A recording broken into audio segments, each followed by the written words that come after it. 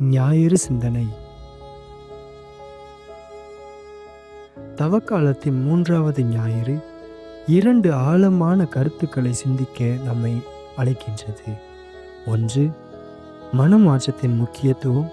மற்றொன்று, கடவுளுடைய எல்லையில்லா பொறுமை.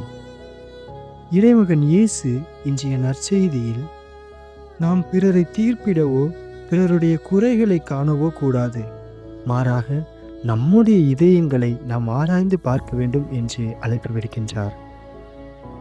மனித வாழ்வு பலவீனமானதுதான்.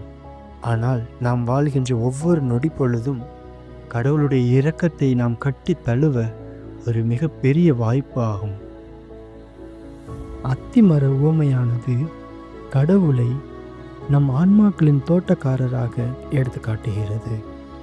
பல நேரங்களில் நாம் கனிதர மறுத்தாலும் கடவுள் நம்மை கைவிடுவதில்லை. அவர் பொறுமையோடு நம்மை காத்து வருகின்றார். அவருடைய அருளினாலும் ஆசிரியனாலும் நம்மை அரவணைத்து கொண்டிருக்கிறார். இந்த தவக்காலத்தில் நம்முடைய சிறு செயல்கள் மூலம் நல்ல கனி தரும் மரமாக மாற முயற்சி எடுப்போம்.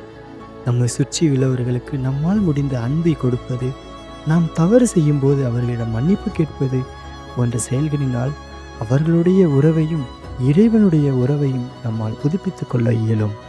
சிந்தித்து பார்ப்போம், முயற்சி எடுப்போம்.